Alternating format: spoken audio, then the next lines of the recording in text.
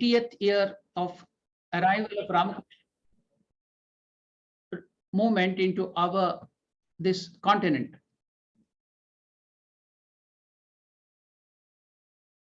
Africa has 54 countries, and our Ramakrishna movement is more focused or concentrated to the southern part, to some of the countries in the southern part. Let me take you to the arrival of Indians from India to South Africa. Then we will get an idea of what is happening. We all know that somewhere in 1860s, when the British were ruling India, they used to create deliberately or artificially famines, bring in diseases so that they could emigrate people, or they would make people to move from one place to another, or to bring them to the capital for their work, or take the people to other countries for mining, or for laying the railways, or even to some growing sugarcane agriculture. So now many people from India had to emigrate to Fiji Islands, to South Africa, to Mauritius, to Suriname, to West Indies. So the two important places from which these people went was from Bihar, Tamil Nadu, and to some extent some parts of Andhra, the Madras Presidency and Calcutta Presidency. Now let me connect the life of Swami Adbhutanandaji Maharaj to this event. You know, Adbhutanandaji Maharaj was called Latu Maharaj, Rakturam. So we do not know the date of birth because he never told about himself. But he came to Ramakrishna in 1880. So at that time, he would have been something like 20 years or 25 years. So if you go back, he would have been born in, as it is stated in Chetananandaji Maharaj, God lived with them, middle of 17th century. So might be it is 1850 or plus or minus. So now, because of poverty, because his parents passed away in his young age at the 5th year, so maybe in his 10th year or 12th year, his uncle who was looking after him he got into poverty because of extravagance. They had to leave Chapra, that is Bihar, and come to Calcutta, maybe around 1860. During the same period in 1860, people started moving from Bihar and other parts of Tamil Nadu and Andhra to South Africa. Now, Latu Maharaj came to Calcutta. He got Ramakrishna. He could meet Ramakrishna in 1880. So he was saved. He got everything. He got spirituality. But what about the others who moved from Bihar and Tamil Nadu and other places to South Africa and other regions of Africa, to Fiji Islands? Now, Ramakrishna has to go to these places, to the Ramakrishna movement. Now, to do that, Swami Vivekananda started the wonderful mission. That is what we are celebrating now. The same, in the year 1897, 1st May, Ramakrishna Mission was founded. Now, during that period, let me tell you, it is given in Mary Louis books, the new discoveries of Swami Vivekananda, that has been noted there. Swami Vivekananda, Louis book, Mary Louise Burke noted, wanted to spread the message, Master's message, not only to Europe and Asia, but also to South Africa, where an Indian community was living on uneasy terms with the British. On the request from a Bombay friend to send someone to look after the religious needs of Indian immigrants there. So now let me read you a letter written by Swami Vivekananda to Mahapurush Maharaj, Swami Shivananda Ji Maharaj. That was 27 December 1897, the same year in which this mission was founded. My dear Shivananda, Mr. Shatlur of Girgaon, who is originally from Madras province, Shatlur from Girgaon, Bombay, whom you know very well from Madras, writes to me to send somebody to Africa to look after the religious needs of Indian immigrants in Africa. He will, of course, send the man and bear all expenses. Now, in another letter to Mahapurush Maharaj or Swami Shivananda Ji Maharaj, his brother disciple, Swami Vivekananda writes, the work will not be very congenial at present in Africa, I'm afraid, but it is really the work for a perfect man. You know, the immigrants are not liked at all by the white people there. To look after the Indians at the same time, with a cool-headedness, not to create more strife, is the work there. No immediate result can be expected, but in the long run, it will prove a more beneficial work for India. You should note these words of Swami Vivekananda. He's writing this letter to Mahapurush Maharaj. He wanted Mahapurush Maharaj to go to Africa, especially South Africa, to do the work, but Providence willed otherwise. Vivekananda is telling, no immediate result can be expected, but in the long run, it will prove a more beneficial work for India. So, Ramakrishna Movement going to Africa will prove a more beneficial work for India than any yet attempted. So, Swami Vivekananda is telling Mahapurush Maharaj, I wish you try your luck in this. If so, please write to Mr. Shatlur about your willingness and asking more information. So this is the two letter in which Swami Vivekananda is asking Mahapurush Maharaj to go to South Africa and take up the work there. Now, let me take you through some more aspects of Mary Louise Burke's research. In that, Mary Louise Burke writes, Swami Vivekananda's demand for more information on the conditions of Indians in South Africa was satisfied by a certain young barrister. Who was that young barrister? M.K. Gandhi, who was later called as Mahatma Gandhiji. Then Mohan Chanda Karamachanda Gandhi was the young barrister who had gone to South Africa on the invitation of one Gujarati Muslim trader to plead or to work for that as a lawyer there. This young barrister was then living in Durban, Natal, and championing the rights of his people, Indian people. In his letter dated February 23, 1898, written to a High Court pleader and disciple of Swami in Bombay, that is Shatlur, Barrister M.K. Gandhi spoke of the need for a religious preacher who must tower above all the priests here and must be absolutely pure-minded and unselfish and must not require money to support him. Speaking of the future where India would proactively cater to the welfare of Indians beyond the seas, Barrister Gandhi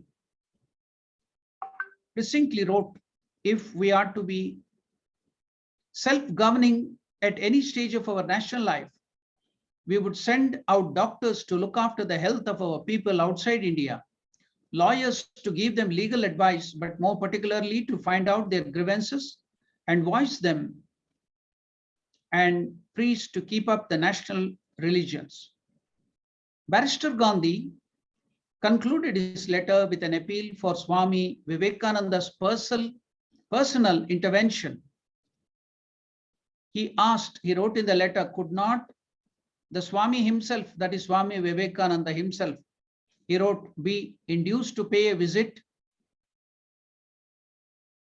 to South Africa? I shall do everything I can to make his mission a success. I very rarely write unreservedly, but I thought this was one of those occasions when it is allowed and even obligatory on a man to throw off his reserve. Barrister Gandhi's letter was forwarded to Swami Vivekananda, who was then in Kashmir. Years later, in 1901, as a quite unknown delegate to the Calcutta session of the Indian National Congress, M.K. Gandhi walked all the way to Mutt at Belur Mutt to try and meet Swami Vivekananda for this purpose. It was impossible. Gandhi later wrote the letter to be said. He is written in his letter to be satisfied without seeing Swami Vivekananda. So with great enthusiasm, I went to Belur Mutt. I was disappointed and sorry to be told that Swami was at his Calcutta house lying ill and it could not be seen. So now you can see there were effort by Swami Vivekananda to send Swamis to South Africa at that time, but it was not possible. And even Mahatma Gandhiji tried to write letter to send monks for this purpose. So now let us go to the history of Indians entering into South Africa. As I told you, the first ship started from Madras, now called as Chennai, carrying few people in the ship called Truro, the ship. So it was carrying people from Tamil Nadu, from Andhra, some people from Andhra, men and women and children. And it reached Durban, the port of Durban. Now, let us see what happened to these Indians there when they came there. Between 1860 and 1911, over 150,000 Indians, that is 150,000 Indians, arrived in South Africa as indentured laborers. So indentured laborers were a little better than the slaves, largely to work on the sugarcane plantations. So people from Bihar came to Calcutta, and from there through ships they came here. Most of them were from Bihar and Tamil Nadu and Andhra. Very few Indians came as freemen in order to engage in trade. In 1911, Indian immigration ceased totally, and the government pushed for repatriation to India. Indians remained in this country of adoption under extremely trying circumstances, with little access to education and restricted opportunities to trade, and unable to move freely in South Africa. After 1950, when the Indian population had grown to 500,000, over 1/3 were forcibly relocated to barren or remote, underserviced areas with inadequate or no compensation. It must be noted that it was only in 1961, a century after they had arrived, that the South African government reversed its repatriation policy and accepted Indians as citizens of South Africa. So now, this is how Indians came to the African continent. They also came to Mauritius. They also came to other countries as indentured laborers where the British were ruling. Now, there was the apartheid regime in South Africa. Now, to note that some Swamis came to African continent, but they couldn't stay. Swami Adyananda and Swami Ghanananda, both from Ramakrishna Mission India. They came and stayed in South Africa for a few months at the invitation of the local community in 1934 and 1947 respectively. But they went back. So then another Swamiji, who was the disciple of Mahapurush Maharaj Shivanandaji, Swami Nishreyasananda, he came to Africa. He stayed in southern Rhodesia, now called as Zimbabwe, and moving about in the neighboring countries too. So we shall see how Ramakrishna Mission entered African continent. We saw two of the Swamis coming and going back. Swami Nishreyasanandaji Maharaj was one of the disciples of Mahapurush Maharaj, who was a great scholar, who was the editor of some of our magazines in India, English magazines. He was a well-versed Sanskrit scholar. In 1954, Swami Nishreyasananda, he took a tour of Europe and Africa, delivering no less than 120 lectures in 130 days, a feat of nearly a lecture a day. From October 1959, after he established a center in Salisbury, Rhodesia, that is now called Zimbabwe, he also visited the countries in Africa like Mozambique, Malawi, Zambia, and the Republic of South Africa. Swamis, that is Swami Nishreyasananda's discourses were based on the Upanishads, Gita, Yoga Sutras.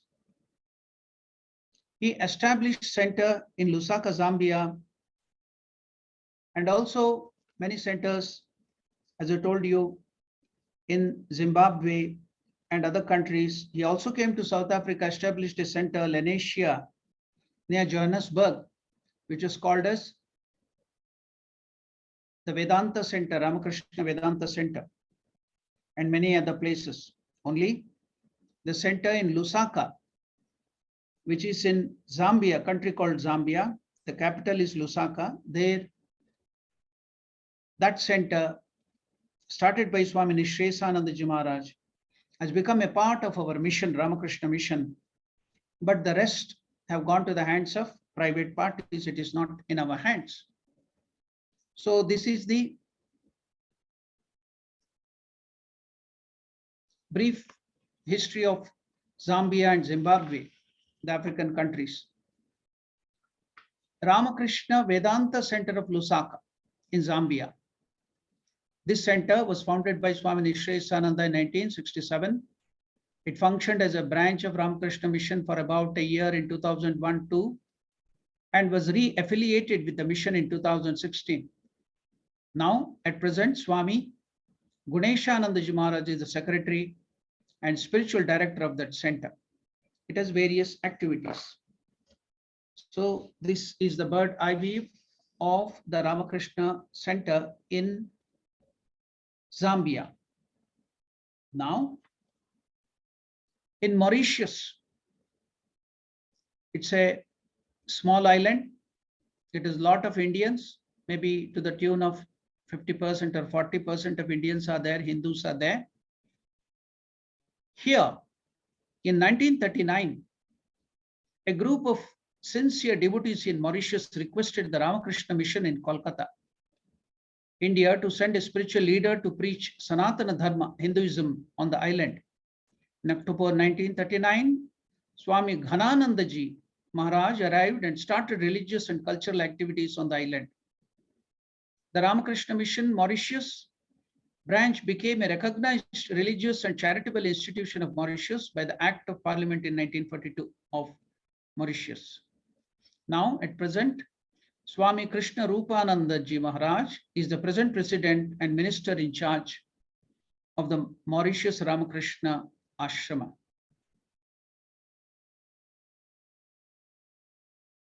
He took over the activities after the demise of Swami Balaramanandaji in June 1987. Now, the foundation stone for the temple in Mauritius was laid by Revered Srimad Swami Ranganathanandaji Maharaj in 1974, and the temple was consecrated by revered Srimad Swami Vireshwaranandaji Maharaj.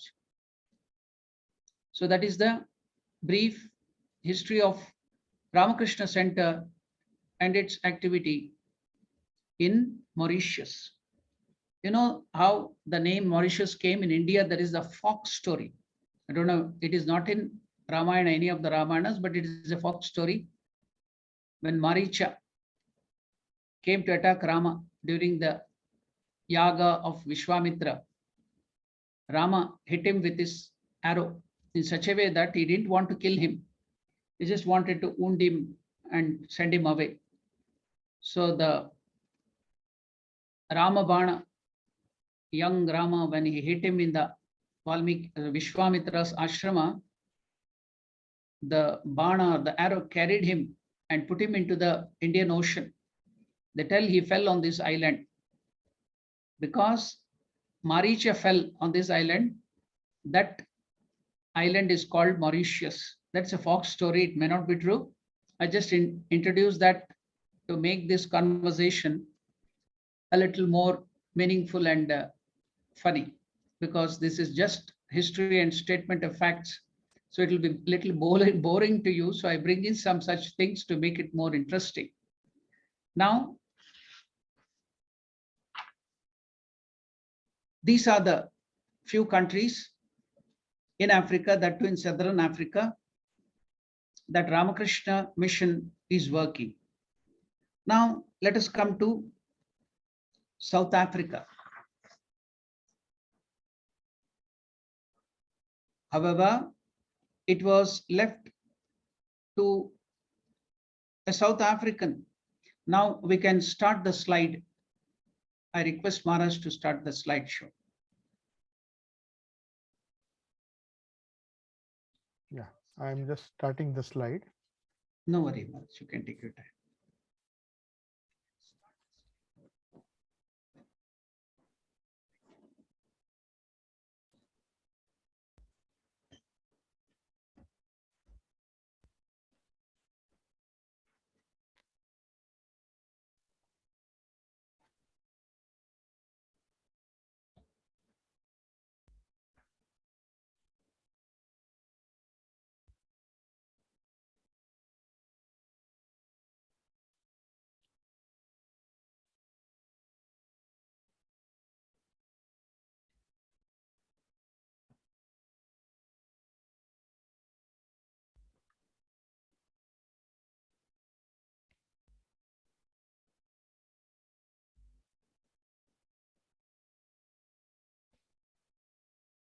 In South Africa, there is quite a big population of Indians and Hindus. So people are very simple. While they came from India, they have carried Ramayana and other scriptures. Even though they are far away from the motherland, they love their motherland. People in South Africa, their dream is to go back to India and visit that country at least once in their lifetime. That is their highest achievement. So they will be saving money to go to India and find out their roots.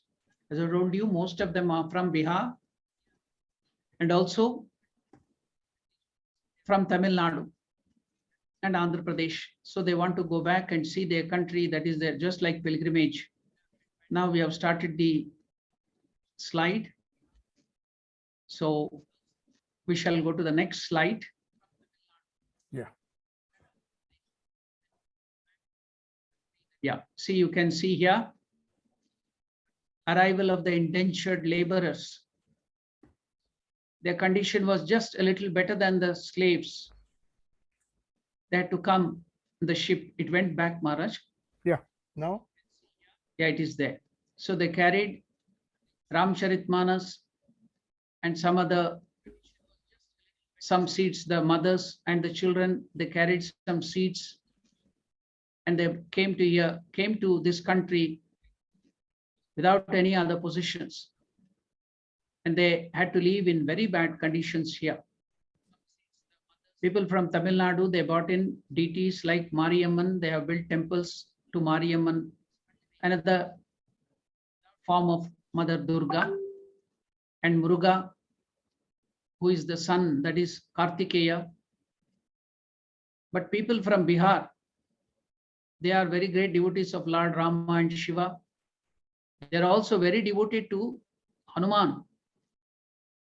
See, they don't know about Veda and Vedanta and other religious aspect, but they are very devoted to Ramachandra, Lord Shiva, Divine Mother. Now, they love Hanuman so much so that any difficulty in their life, they chant Hanuman Chalisa. So now in the next slide, you can see here, Ramakrishna Movement in Africa, the countries where we have our center, Zambia, Ramakrishna Vedanta Centre Lusaka, which started in 1967, and the other centers and the sub-centers. Zimbabwe, it was there in Salisbury, but it is no more in our order. Then we have it in South Africa. And Mauritius. Mauritius is also an island which is a part of African continent. Now, you can see the map and you can see the positions too. So we can go to the next slide, please, Swamiji.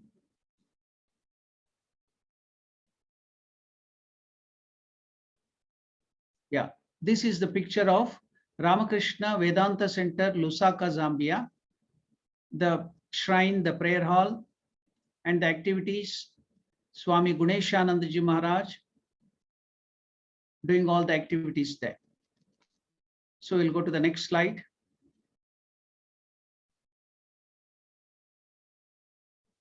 Swamiji, we shall go to the next slide.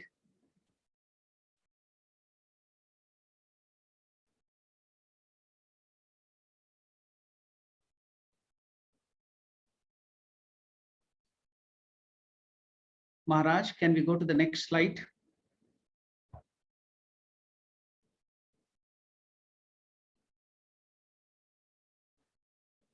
Hari Om. Maharaj, can we go to the next slide?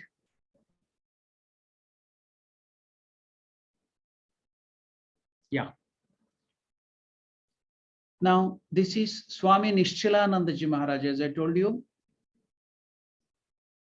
However, it was left to South African born a young man, Mr. Dhanagopala Naidu. Later, after sannyasa, his name was Swami Nishchalananda. He lived a very short life of 39 years, from 1925 to 1965. But he did yeoman service to bring in Ramakrishna Movement to South Africa, to conceive, to establish and strengthen the Vedanta movement in South Africa and give it a firm footing in Africa by forming the Ramakrishna Centre in 1942. When he was just 17 years old, he started this movement just when he was 17 years old. So we shall see the entry of Ramakrishna Movement through this wonderful soul, Dhanagopala Naidu. Swami Nishchalananda was born on 22nd July 1925 in a suburb called Paradise, situated in the coal mining town of Newcastle in the northern parts of South Africa's province of KwaZulu-Natal. His pre-monastic name, as I told you earlier, was Dhanagopala Naidu. Now, by the age of 10, Dhanagopal read a book on Swami Vivekananda. Somehow, even in spite of the apartheid regime, people were not allowed to go out of that country, or people from outer countries like India couldn't come inside. Even at this time, he could get a book on Swami Vivekananda, this young boy. He read life and teaching of Swami Vivekananda, a book on Swami Vivekananda, attracting him to the ideals of renunciation and service to humanity. This impressionable reading caused his latent spirituality to simmer in his thoughts over the next few years. By the age of 17 years, in 1942, he formed a reading group that was dedicated to the study of religious practices and Vedanta, especially as it was conveyed in the writings about Ramakrishna, Sharda Devi, and Swami Vivekananda. That is why the year 1942, therefore, is heralded as the beginning of Ramakrishna Centre of South Africa. So up to 2022, from 1942, it has covered 80 years of arrival of Ramakrishna Movement in South Africa. Now this boy of 17, Dhanagopal Naidu, resolved to go to India for guidance through the Ramakrishna order. So this desire of his bore fruit when the community, Indian community, Hindu community supported a fundraising drive to facilitate his travel. On 4th February 1948, he boarded SS Kampala, a ship, and reached India. After almost 4 weeks there, he came to Bombay. He landed in Bombay. He went to the Bombay ashrama. As I have read and I've come to know, he was guided and received by revered Swami Bhuteshanandaji Maharaj. Then he was in Bombay ashrama. So he guided him to go to Belur Math. He also arranged the spiritual initiation, Mantra Diksha, for this boy of 17 in Belur Math. At that time, the president of the Sangha was revered Virajanandaji Maharaj. So we'll go to the next slide, please. Swamiji, can we go to the next slide? Yeah, when Dhanagopal went to Belur Math, guided by revered Bhuteshanji Maharaj, he was initiated into the mantra in Belur Math on Tuesday, 16th March 1948 by revered Swami Virajanandaji Maharaj. Now, on 19th March 1948, Dhanagopal traveled to Rishikesh, towards Rishikesh in the Himalayas. There he met Swami Purushottomanandaji Maharaj. Who is this Swami Purushottomanandaji Maharaj? He was the disciple of Raja Maharaj, that is Swami Brahmanandaji Maharaj, the direct disciple Brahmanandaji Maharaj. So this, you can see the photo on the right side. The left side is Swami Virajanandaji Maharaj. On the right side, you can see Swami Purushottomanandaji Maharaj. You can see Dhanagopal sitting with Swamiji in the Himalayas. So this Swamiji was initiated and who got sannyasa, was the monk of the order who got the mantra diksha and sannyasa by revered Brahmanandaji Maharaj. He was doing tapasya and staying in the Vasishta Gufa in the Himalayas near Rishikesh. So Dhanagopal went towards Rishikesh in the Himalayas. He met Swami Purushottomanandaji Maharaj. We can go to the next slide, Swamiji. Yeah. See here, Dhanagopal going through the Himalayas and meeting Swami Purushottomanandaji Maharaj in the Vasishta Gufa. You can see the Vasishta Gufa picture is also given. The last picture on the right, extreme right. Now, noting the spontaneity and commitment of Dhanagopal, on 9th May 1948, Swami Purushottomanandaji initiated Dhanagopal into Brahmacharya, renaming him as Jairam. More than a year had passed, and then Swami Purushottomanandaji Maharaj, he initiated Dhanagopal on 17th August 1949 and bestowed him sannyasa, and he gave him the name Swami Nishchalananda. So now you can see the parampara, Guru Parampara, Mantra Diksha by Virajanandaji Maharaj. Virajanandaji Maharaj was initiated by Holy Mother Sharda Devi, and it goes to Ramakrishna. And here the sannyasa and brahmacharya by Swami Purushottomanandaji Maharaj. His guru was Swami Brahmanandaji Maharaj, and it goes to Ramakrishna. So now you can see how Ramakrishna himself doing all his activities. He himself is coming out to Africa. So we think that we are working, we are carrying Ramakrishna here. So we have to note that it is Ramakrishna himself doing his work, but we get the name, that's all. After almost 4 more years of service to humanity and training in India, Swami Nishchalananda returned to South Africa on 13 September 1953. Swami Nishchalananda's training took place mainly along the river Ganga under the able guidance of respected sannyasin Swami Purushottomananda, whose association with the Ramakrishna Mission allowed an easy flow of grace from the teachings of Ramakrishna, Sharda Devi and Vivekananda and other direct disciples. Generations of devotees in South Africa have become the subsequent beneficiaries of the teachings and were passed down to Swami Nishchalananda, which were passed down from Nishchalananda. After 5 years of tapasya, hard spiritual practice, of Swami Nishchalananda returned to South Africa on 30th September 1953. Nishchalananda's return to South Africa was an evidently long-awaited moment.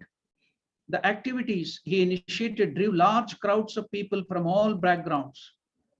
We should note that not only Indians and Hindus, a lot of white people also followed this dynamic Swamiji.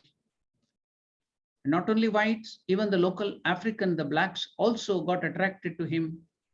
He used to do a lot of activities amongst the black, helping the black community, the colored community, the Indian community, Hindus. And even during that regime, the apartheid regime, where it was very difficult to even mingle, go to the white areas, the Swami started having a lot of white followers around him when he went to South Africa. That was his charisma and dynamism that he attracted everyone towards him. Within a short period, he did a lot of work in South Africa, carrying forward the teachings of Ramakrishna, Swami Vivekananda and Mother Sharda Devi, and also Vedanta. Now, this Swamiji, that is Nishchalananda, his contribution was essentially to cut across linguistic, Indians were divided on the basis of language, caste. Even when they went to South Africa, they carried this, the first generation. Now you don't find that. It has reduced a lot, but then this caste system, the linguistic barriers were there a lot. So now Swami Nishchalanandaji Maharaj, he had to work against all these things, the regional barriers amongst the Hindus, the caste, the linguistic barriers, as well as people from other racial and religious backgrounds. The Ramakrishna Centre, under Swami Nishchalananda's guidance, became the first broad-based organization that provided a progressive, sustainable, and common united identity to the South African Hindus. Now, in the absence of any property of his own or Ramakrishna Centre, Swami Nishchalananda, in the beginning, when he came to South Africa back, he used the temple premises in the Amgeni Road in Durban, that is the Vaidyanatha Ishwarar Alayam temple. He initiated numerous religious classes. Major festivals such as Sri Ramakrishna's, Mother Sharda Devi and Swami Vivekananda's birthdays were celebrated, were introduced it here. He also placed significant attention to the children and youth and started the popular children rallies. Now you can see the slide there. 3,000, 4,000 children used to assemble to the rallies. There was always section 144. People could not assemble at all. Only whites could gather anywhere and they had the freedom. Other community couldn't, the blacks or the Indians or the colored people. Even during that draconian apartheid regime, the dynamic nature and attraction of Nishchalananda, he could gather so many people, 3,000, 4,000 people would come. There would be huge rallies. So you can see that huge rally of children. So he was working, he knew that you have to catch them young and give these ideas of Vedanta and Ramakrishna to them all across the province in South Africa. For the first time in Hindu population in presence in South Africa, linguistic and regional boundaries were being transcended in a meaningful way. The Ramakrishna Centre of South Africa laid its foundation through the purchase of several properties. The first property in Tongaat in 1957 was purchased, where it was first intended to house indigent children for the purpose of providing them with a value-based education and a home environment. Now, the second property was purchased in Glen Anil, where now the present headquarters, the main temple, a very huge temple in a 14-acre campus, a beautiful temple, and the image of Ramakrishna in the temple is established, and every day the Shopchar, Puja and all the other activities are taking place. So this property was purchased by Swami Nishchalanandaji Maharaj in Glen Anil. That is in the year 1957.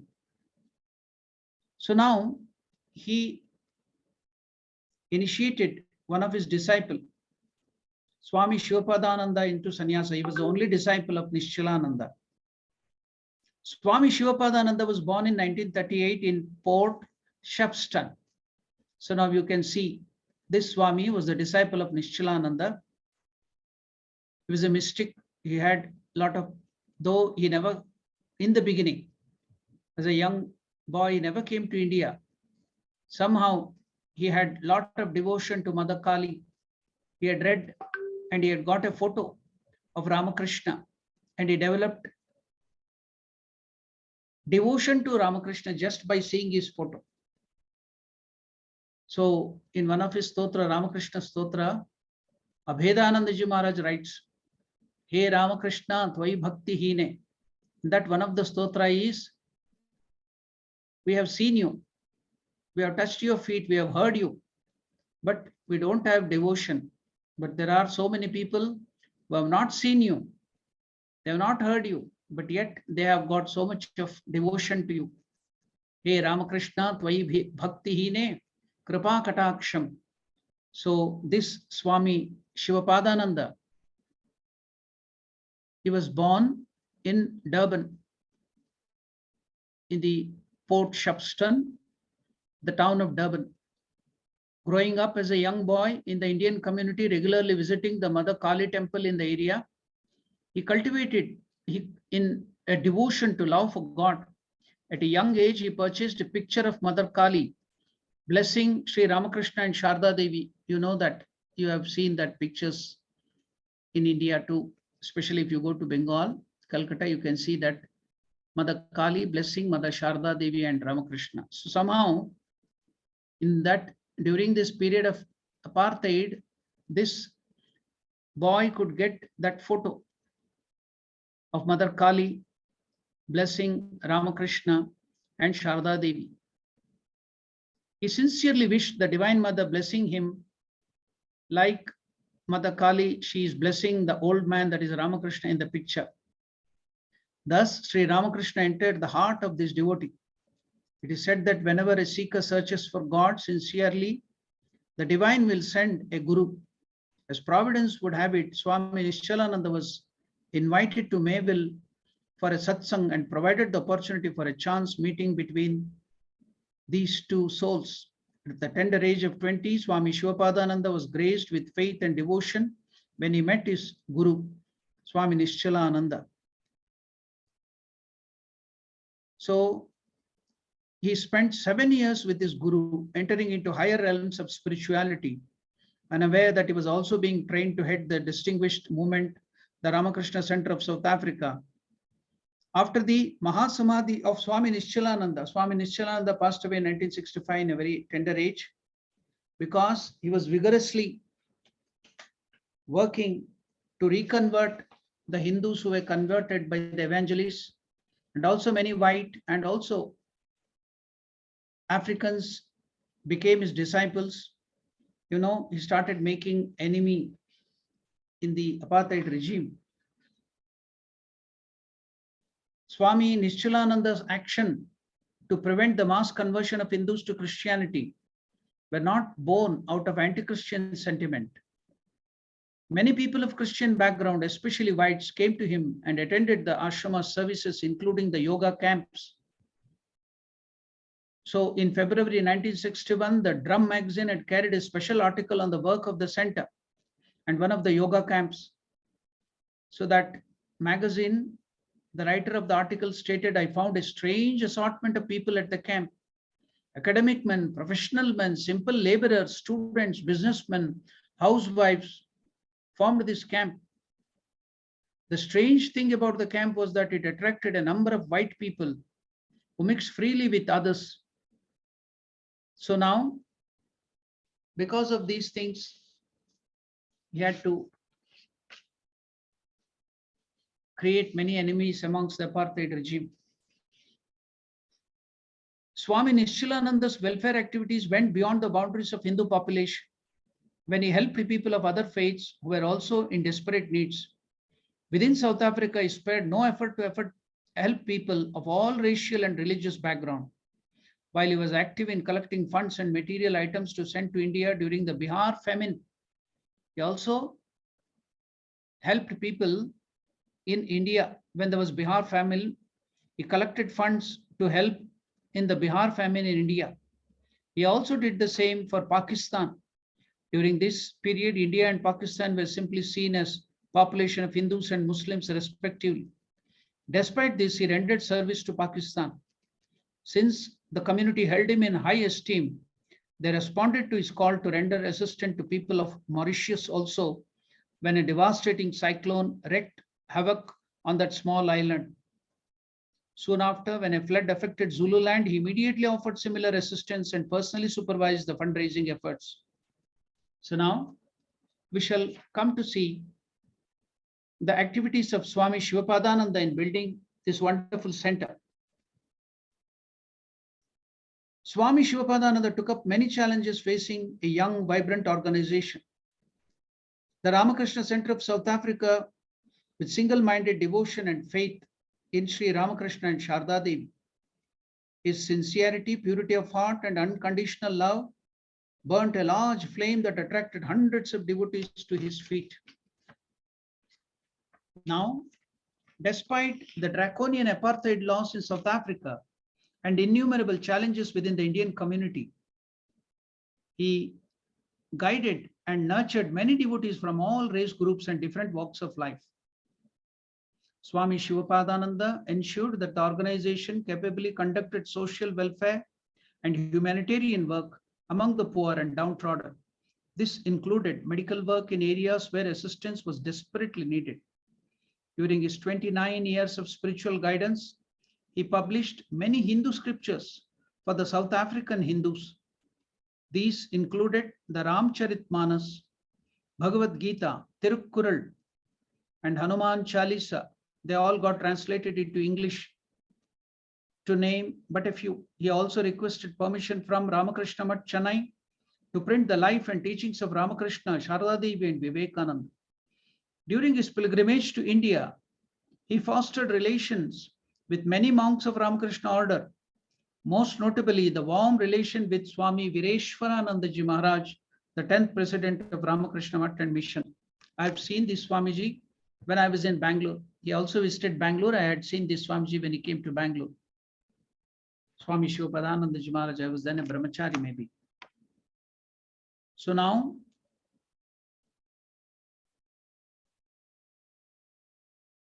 he introduced various traditions associated with Ramakrishna movement as integral part of the center, such as the Ramakrishna Arati, devotional hymns, ritual worship of Ramakrishna, Vedanta classes.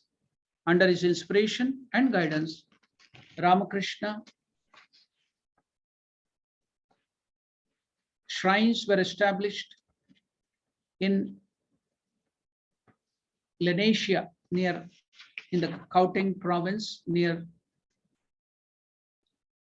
Johannesburg. Then in Newcastle, Ladysmith, Dundee, Pietermaritzburg, Asheville, and Chatsworth, guiding the construction of Ramakrishna Temple in South Africa. So now you can see the picture given there, where all the centers were established, sub-centers, from Durban as the headquarters. You can see the list, and the South African map is given, where all these sub-centers and centers have been established. Durban Center has the sub-centers in Chatsworth, Ladysmith, Newcastle, Pietermaritzburg, Itete, Cape Town, and Phoenix was, when it came to the Ramakrishna order, it was separated as a center, and Swami Sharda Prabhananda, we will come to that next, who was the disciple of Shivapadananda, Sharda Prabhananda. So he is now the head of Phoenix Center. It has Johannesburg, Bloemfontein Vivekananda Study Circle, Lesotho programs where we spread to another bordering country, to South Africa, Lesotho. There we have the Satsanga Kendra there too. These are all work done under Phoenix Center. We'll come to that later on. Now,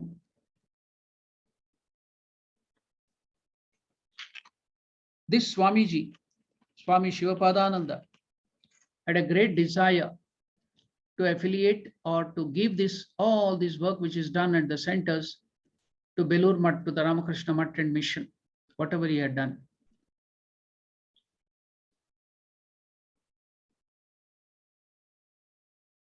Swami Shivapadananda entered Mahasamadhi even before the Ramakrishna shrine was built. And then Swami Sharda Prabhanandaji, who took over the charge from Shivapadanandaji, who was his disciple in 1994, 1st October 1994, succeeded Swami Shivapadanandaji, who then continued to expand the spiritual and social welfare work of the center. As per the wishes of his guru, Shivapadananda, Swami Sharda Prabhananda facilitated the affiliation of the Ramakrishna Centre of South Africa to Ramakrishna Mission, Belur Mutt in 2007.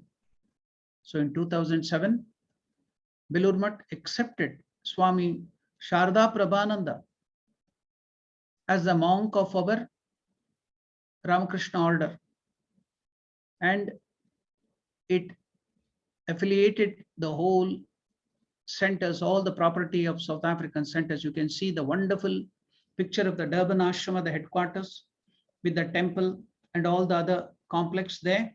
You can see the picture which I will take you through now about this Durban Center. So now, after it was affiliated to Ramakrishna order in 2007, Swami Vimokshananda, a senior monk of the Ramakrishna order, was posted as the president of Ramakrishna Centre of South Africa. This was the first time since its inception that the center was led by the monk of the Ramakrishna Mutt from India. Swami Vimokshananda served as the president for over 7 years and was succeeded by Swami Swatmaramananda in November 2014.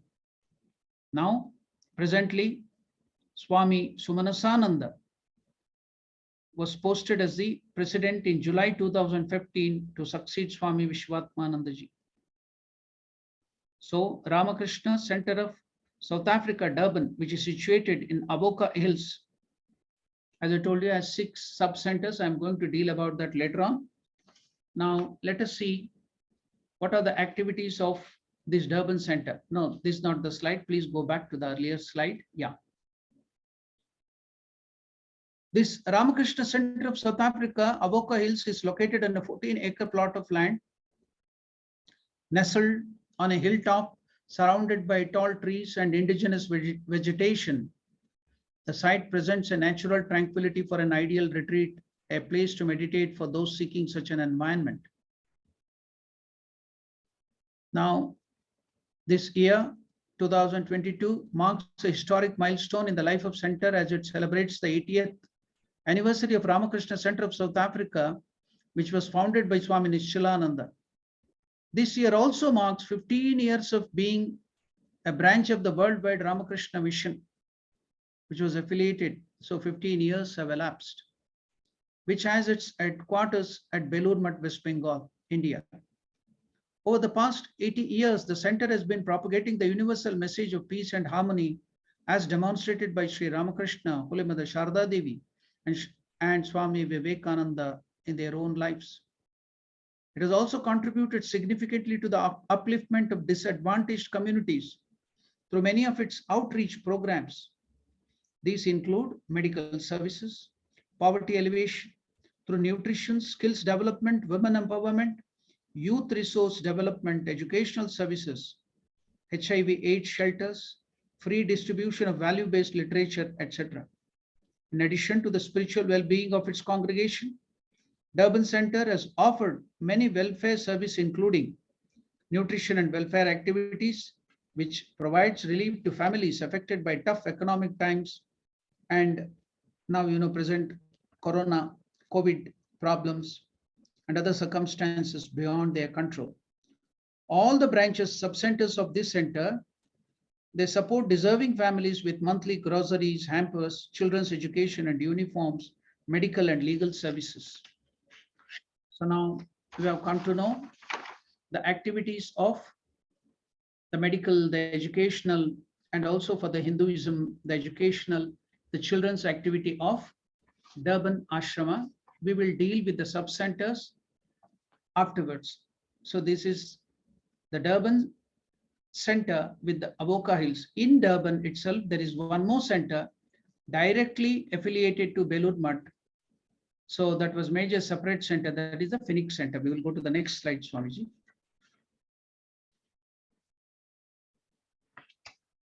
So this is the Phoenix Center. You can see revered, most revered Smaraనందజీ Maharaj. At that time, he was the vice president. He visited Durban and all the centers. He gave initiation to many people too. Many disciples of revered Maharaj are here. So now, Ramakrishna Center of Phoenix. Since its inception in 1942, the center served as a sub-center of Ramakrishna Center of Avoca, Durban. It came into the fold of Ramakrishna Mission in 2007 when the mission granted affiliation to Ramakrishna Center of South Africa and all its unit. In 2018, Ramakrishna Center of South Africa, Phoenix, was separated from its parent center in Durban and given the status of a full-fledged branch of Ramakrishna Mission, and Swami Sharda Prabhanandaji was made its head Adhyaksha, and it is doing yeoman service to the society, wonderful to the people, poor people in and around that area. So its medical activities and nutrition program are commendable. Ramakrishna Clinic of, no, please don't go to that. That is the sub-center, another sub-center. We are in the Phoenix Center. Please go to the earlier slide. Ramakrishna Clinic of South Africa, Phoenix, is providing special medical and surgical services to poor patients in Phoenix and in state hospitals and medical camps. So they have treated last year, provided a total of 29,050 patients. There are monthly consultations in Verulam for children affected with cerebral palsy. They have conducted 19 continuing medical education lectures and seminars for hospices. So in the nutrition program, this center, under the guidance of Sharda Prabhanandaji Maharaj, they give to 1,000 needy people every week with cooked food. 1,000 people are given cooked food who are very poor on weekly basis. 210 families are provided with monthly groceries. Old people, old-aged people.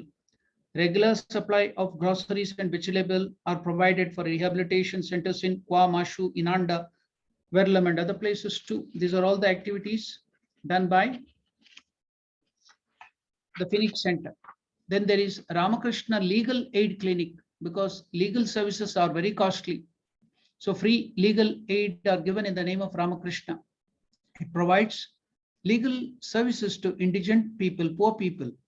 A series of seminars was conducted as part of legal education program. Veterinary services are done.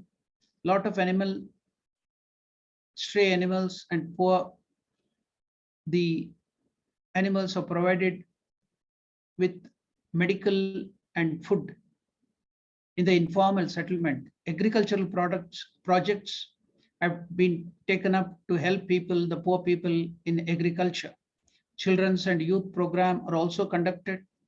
They have a book showroom and distribution of Ramakrishna Vivekananda literature among 1,500 homes in Phoenix, free of cost. Weekly prayer meetings, yearly retreats, regular scriptural classes and lectures in the center and elsewhere. So they also celebrate birthday of Ramakrishna, Sharda Devi and Vivekananda. This is the activity of Phoenix Center, and it has sub-centers in Johannesburg and other places too. They are doing wonderful work service activities under Sharda Prabhanandaji Maharaj. Now we are going to the next slide. Yeah, this is a sub-center, Chatsworth sub-center of Durban, Avoca Hill. So you should note that there are only 2 or 3 Swamijis now. Swami Swatmaramananda looking after the Durban Center, and Swami Sharda Prabhanandaji Maharaj looking after Phoenix Center. And now I have been sent to build a new temple for Ramakrishna in Johannesburg. There are only 3 Swamis and there are so many centers. Here we find a wonderful arrangement done by the devotees and the Swamiji's earlier a tradition, whereby every center is looked after by the householder devotees. There will be a executive committee, there will be a managing committee, and there will be electoral college who will be voting all these people, and the Swami under the guidance and leadership of the monk or the Swami from Ramakrishna order. All these activities are run by the householder devotees themselves very nicely, but under the leadership and guidance of the Swamis. So even though there are only 2 or 3 Swamis, we can do a lot of activities. It is all done by the householders, the managing committee and executive committee. It's a wonderful tradition which I have seen here, which is rarely seen in other places. And there is electoral college too, who vote all the managing committee. Democratic process is followed so nicely. So all these sub-centers, now we come to one of the sub-centers of Avoca Center. It is all taken care of by the devotees there. Swamiji will go there once in a while, that's all, once in a month or something. Otherwise, it is all taken care of by the devotees only. So wonderful service is being done. This tradition can be emulated elsewhere too. Now let us come to this center, the Chatsworth sub-center of Avoca. No, please don't go. This is, I'm in the Chatsworth. Its work is working steadily for over 3 decades, providing spiritual, cultural, and educational welfare services to the people of Chatsworth and surrounding areas. Chatsworth is a large, formerly Indian township created by apartheid government in the 1960s to marginalize and segregate the predominantly Indian population. So in the current social climate, a large number of people who are disadvantaged through unemployment, poor nutrition, illness, lack of training and skills, drugs problem and alcohol addiction, the Chatsworth Vivekananda Family Welfare Center strives to bring relief to these affected families through its various programs as service to man is worship to God. These programs aid in the facilitation of the spiritual and moral regeneration of the community. The main activities of the communities, these are all common to all the sub-centers. Spiritual, morning Aarati 7 o'clock, daily satsang, then Sundays, satsang, the morning Aarati daily, satsang Sundays 8 to 9, children's classes Sunday 8:15 to 8:45 p.m, discourses on Gospel of Sri Ramakrishna on the first Sunday of every month, music classes, then all religious festivals are observed at the sub-center, social welfare, feeding and grocery distribution, first Sunday of every month, Diwali distribution annually, medical clinic, first Sunday of every month. So these activities are common in all the sub-centers. Now we'll go to the next sub-center, that is Ladysmith. We'll go to the slide 14. Ladysmith, the sub-center, is situated in the KwaZulu-Natal Midlands in the foothill of Drakensberg Mountain. The main building of the sub-center was officially opened and dedicated to the service of mankind on 28th February 1998 under the guidance of Swami Sharda Prabhanandaji, who was then the president of Ramakrishna Centre of South Africa. Over the years, the sub-center has seen steady growth in devotees numbers as well as activities, and its footprint into Ladysmith and surrounding areas continues to expand. The Swami Vivekananda Family Welfare Center was officially opened by most revered Srimad Swami Swatmaramananda Maharaj on the 27th April of 2011. The Ramakrishna Kutir was officially opened on the 13th of April 2014 by revered Swami Vimokshananda Maharaj. Then, installation of the statue of Swami Vivekananda. You can see in almost all the sub-centers and the main centers, Swami Sumanasananda Maharaj, after he came, he did a lot of activities, and he also established all these huge statues of Swami Vivekananda in all these centers. Now, the statue of all these Swami Vivekananda in 2016, which was unveiled by most revered Srimad Swami Gautamananda Maharaj. Gautamananda Maharaj regularly visits South Africa, and he has given initiation to a large number of devotees. In Johannesburg itself, we have more than 100 devotees who have taken initiation. All over South Africa, it might go above 1,000 maybe. So the rest of the activities are common to all the sub-centers. So we'll go to the next sub-center, that is the Newcastle sub-center. This is the Newcastle, another place. So set at the picturesque foothills of the northern KwaZulu-Natal, Drakensberg Mountains in Newcastle, the third largest city of KwaZulu-Natal, the birthplace of the founder of the first president of the Ramakrishna Centre of South Africa, Swami Nischalananda. This town is the birthplace. So here also we have a center. Since its consecration in 1981, the Newcastle Ramakrishna Ashram has steadfastly provided spiritual and humanitarian upliftment to greater community. So the rest of the activities are the same. We are going to the next sub-center, that is Pietermaritzburg sub-center. So Pietermaritzburg, the center is the capital and the second largest city in the province of KwaZulu-Natal province, South Africa. During the apartheid era, the city was segregated into various sections. 90% of the Indian population was moved to the suburb of Northdale. The Pietermaritzburg sub-center ashrama serves the community from the suburb of Northdale for over 4 decades. The sub-center has been a source of spiritual guidance and has been assisting the greater Pietermaritzburg community through its social welfare programs. So all the other activities are common. So this town, they claim a special privilege. They tell, M.K. Gandhi, Mohanchand Karamchand Gandhi, was just a lawyer. He used to travel from Durban. His house, even now, it is there in Durban, house of Mohanchand Karamchand Gandhi. His granddaughter, Ila Gandhi, also lives in Durban. Now, he was traveling from Durban to Pretoria to the courts there as a lawyer. So here, when he was traveling in the rail train, the first class compartment, which the ticket he has taken, but the white, because of the apartheid regime, the white ticket checker bet Gandhiji and threw him out of the station, threw him out of the train in the station, where he fell down. I think they have made a museum there for Mahatma Gandhiji. Our present Prime Minister also visited that and inaugurated that museum.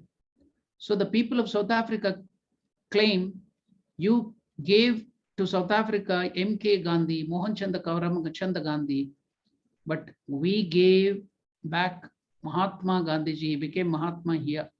How? He decided that he will fight against this apartheid regime all over. And that decision made him to become the Mahatma. After that, he moved to India. He left one of his sons to continue his fight against the apartheid here, and he moved to India. And we know about his struggle in the freedom movement against the British there. So here the people claim, you gave MK Gandhi to us, we gave him Mahatma, whatever that might be. So Pietermaritzburg, we have come to know about this center. In the midst of the history, I just want to tell you one incident. As I told you, people love Hanuman very much here. They do Hanuman Chalisa 11 times, 100 times. So any difficulty, they chant Hanuman Chalisa. They love Hanuman very much. So now when I had been to Pietermaritzburg, I was taken to the devotee's house for lunch. While taking food, one of the mothers there asked me, Swamiji, are you from Vrindavan? Why are you asking that? No, I am not from Vrindavan. Why did you ask? I told you, your face resembles a little like Krishna, so we thought you may be from Vrindavan. Then I told, no, I'm not born in Vrindavan. I was born in Bangalore, which is very near to the birthplace. From Bangalore, it is 150 or 200 kilometers is the birthplace of Hanuman. Do I look like Hanuman? So here, Pietermaritzburg, this incident, this funny incident happened. People of South Africa, they have great devotion to Hanuman. So now we will go to the next center, the next, that is Cape Town. No, not community service, the earlier one, the center. Yeah. This is Ramakrishna Vedanta Centre, Cape Town. This was started by Sumanasanandaji Maharaj as a branch of Durban Avoca Center. It was inaugurated, this was recently, you can see the date to 2019 by Revered Srimad Swami Gautamanandaji Maharaj.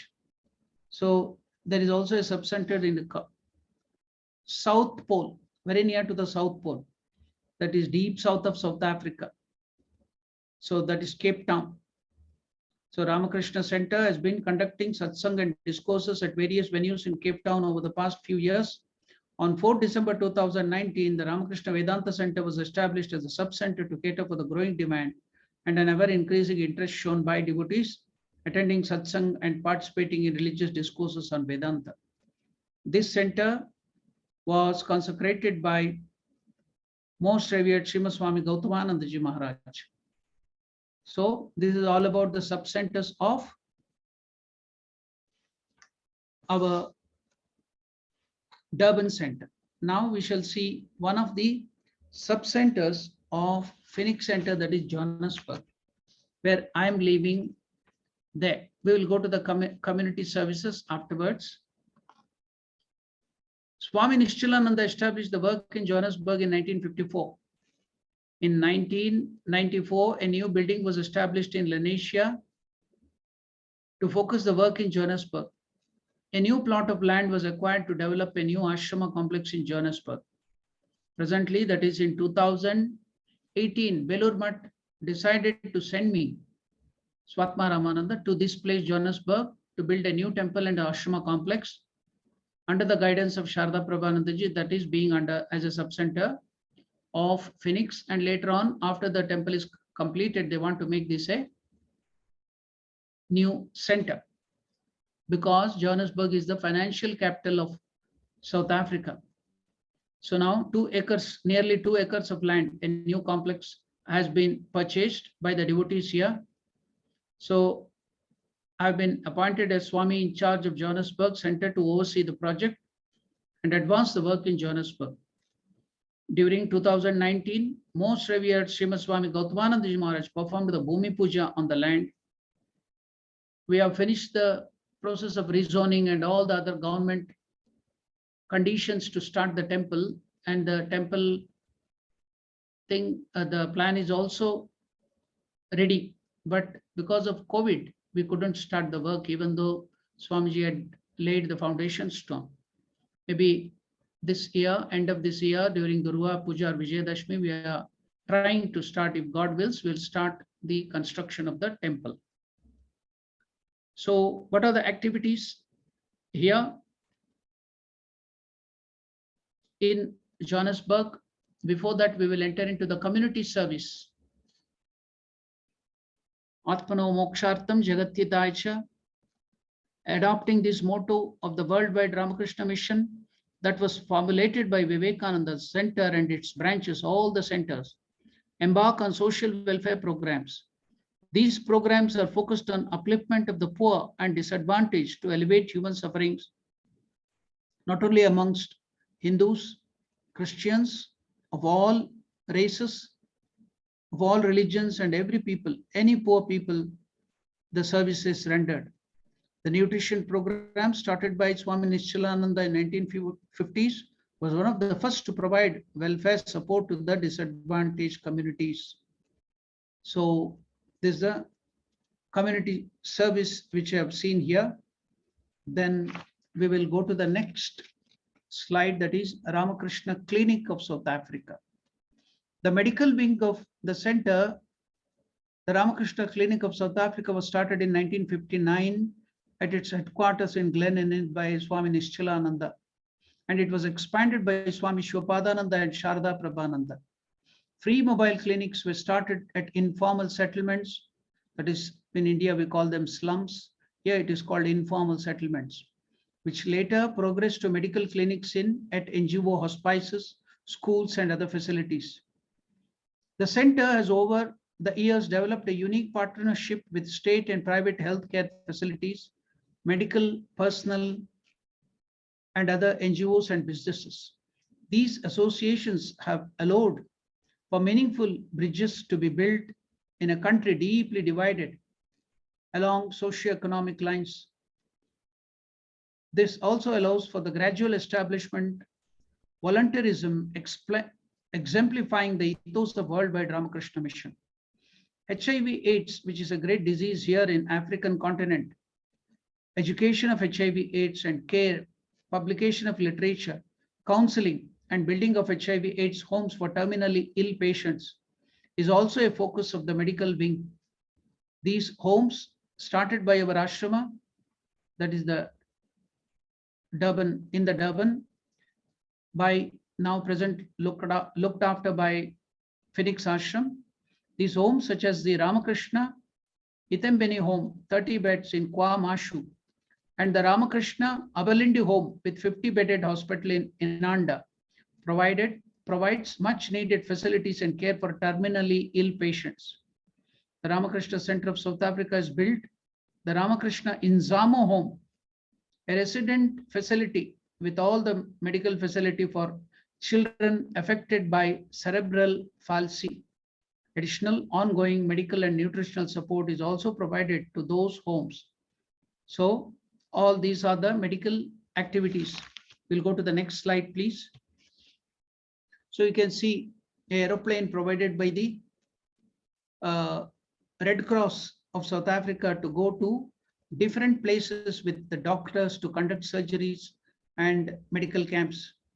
The South African Red Cross Air Mercy Service, through the support of the South African Red Cross Air Mercy Service, the doctors and volunteers of Ramakrishna centers were able to provide access to get healthcare services to both the critically ill or injured persons and those requiring specialist medical expertise.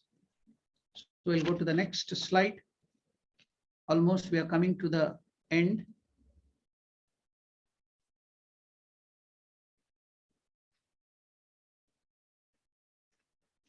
So the hospital for the Ramakrishna Abilindi home and the Ramakrishna Inzamo home for the terminally ill patient and for the cerebral palsy children. These are all maintained by Phoenix Ashrama. We can go forward to the next slide. So the nutrition program, poor people are provided with nutrition. You can see the photo of revered Gautamananda Ji Maharaj. You can go to the next slide.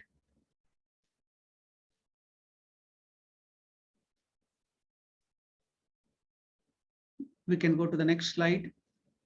Yeah, this is the future, the plan of Johannesburg temple which we are going to build, and revered Gautamananda Ji Maharaj has laid the foundation stone. We have finished all the government requirements of rezoning and environmental clearance. So now we are going to build it. Maybe in few months we want to start it. It may take 2 or 3 years to build this whole complex of Ramakrishna Temple in Johannesburg. We'll go. That is the artist impression. The plan is finalized. Now we are going to the next thing. These are the activities done by the Johannesburg Center. Since January 2021, the sub-center continued with its welfare services during the COVID to support many affected communities. The welfare activities included the distribution of approximately, you can see, 35 tons of food items, essential grocery supplies, meals, vegetables, hampers, and detergents throughout Johannesburg, Pretoria, and KwaZulu-Natal. So 35 tons of groceries, vegetable consumers were distributed to the poor people to all race of people, not only to Hindus and Indians, to all people by Johannesburg Center in and around Johannesburg. So during the COVID, 2 years of COVID. After home visits conducted by the center, social workers and devotees, impoverished families are evaluated and adapted onto a nutrition program whereby they are provided with all-round support to enable them to become self-supporting. Support is also directed towards care of animals. Then we have Sharada Devi Women Empowerment Program. The center acknowledges that women play a vital role in the stability of the family, community, and nation. The center actively promotes women empowerment and through its carefully designed holistic programs, which aims to upskill disadvantaged women. We'll go to the next slide. Yeah.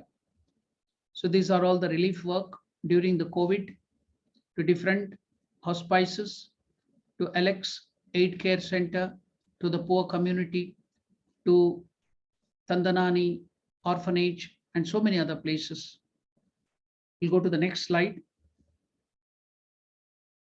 Yeah, this, I think we have come to the end of the program. So healthcare and wellness program, the Ramakrishna Clinic of South Africa, Phoenix, is the medical wing of Phoenix Center. Many indigent communities in South Africa do not have access to medical services. All that is being provided. So we have many other programs and activities, but due to the shortage of time, I will stop my history of South Africa, Ramakrishna Center in South Africa. I'm bringing that to the end because of the shortage of the time. If you go to the websites of all of our ashramas, you can get more details about our activities there. Now, to end with the people of South Africa. As I told you, they are very innocent. They have great devotion towards Ramakrishna. They're so innocent and they have so much of faith in Ramakrishna. They really believe Ramakrishna is the avatar. They call him master.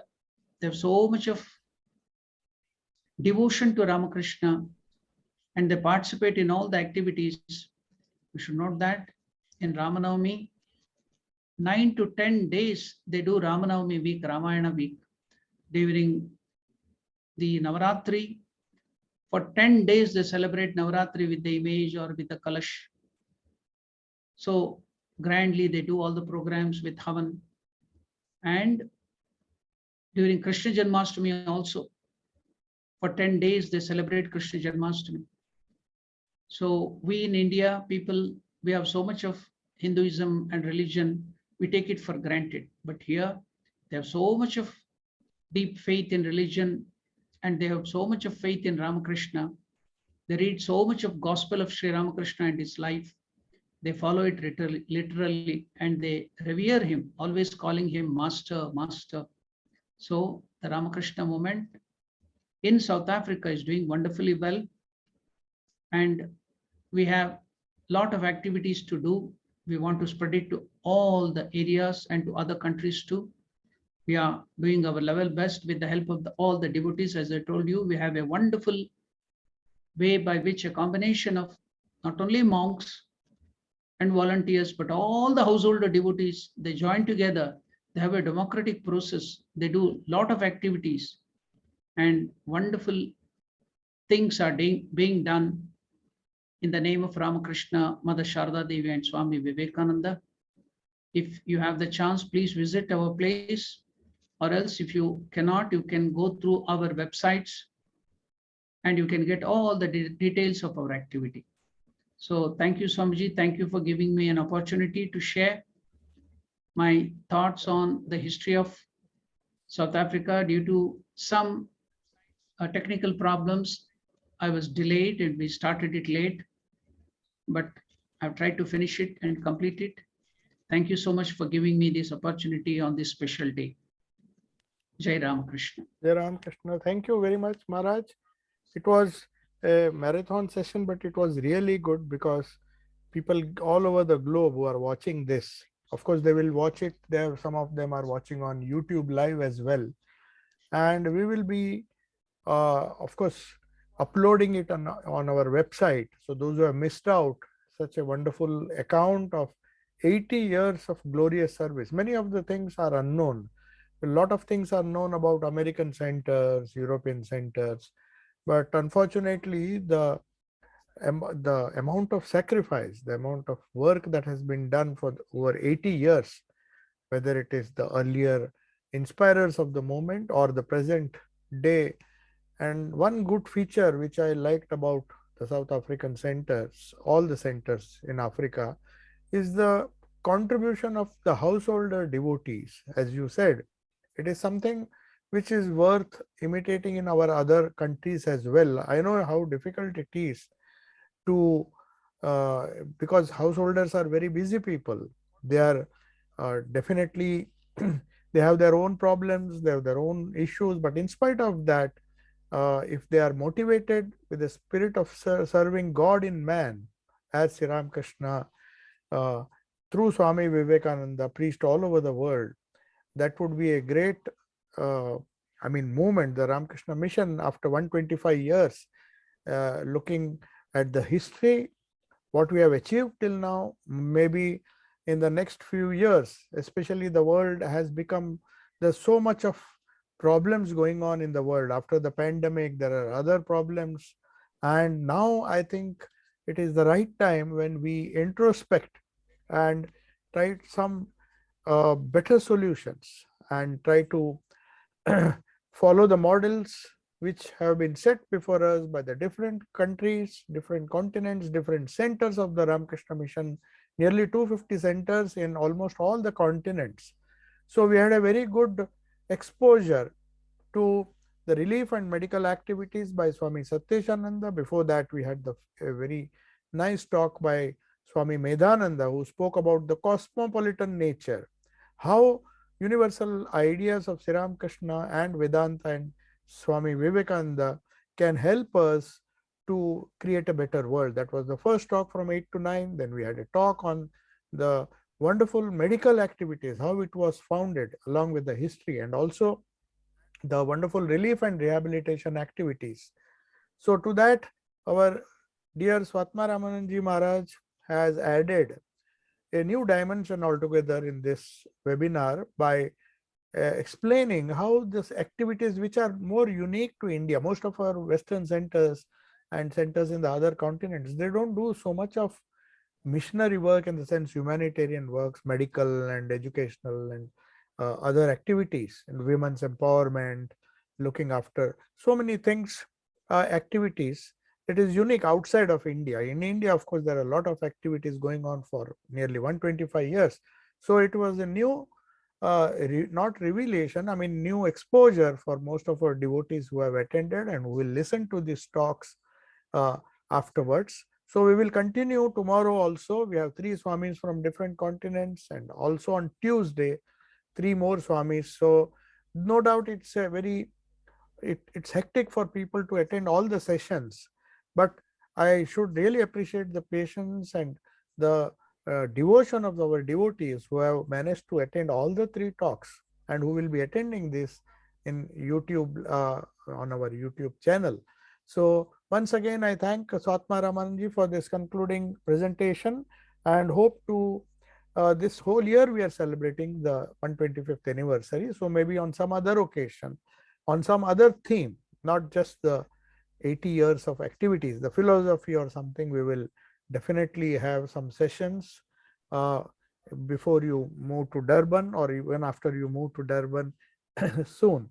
So wishing all of you, all the monks and the devotees especially, who are contributing their, contributing so much and serving uh, the people of South Africa or Africa with the spirit of God in man. I wish all of you a very successful, after 125 years, may this work go on with the grace of Sri Ramakrishna, Sri Ma Sharda Devi and Swami Vivekananda and the effort of all the Swamis and the devotees over there. Thank you, Maharaj, and hope to see you soon.